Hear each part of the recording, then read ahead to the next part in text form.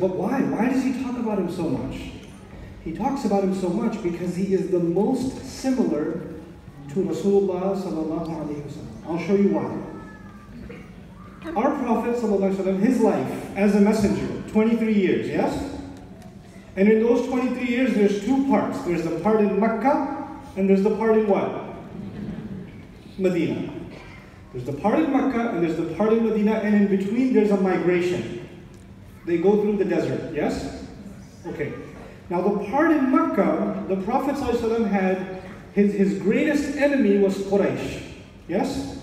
And the Quraysh were disbelievers. They don't want to accept what Allah has to say. They're arrogant. They feel like they have power already. Why do they need to believe in a higher God? They think they're the big deal themselves, you know.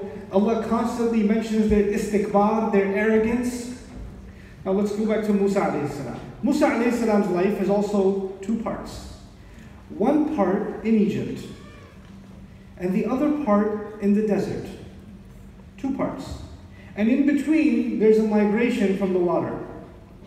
Okay, so the part in Egypt, the part in the desert, and in between there's a migration. Our messenger's life, sallallahu alayhi wasallam, Rasulullah sallallahu alayhi wasallam, there's the part in Mecca, there's the part in Medina, and there's a migration in the middle. When the Prophet Musa was in Egypt, who was his enemy?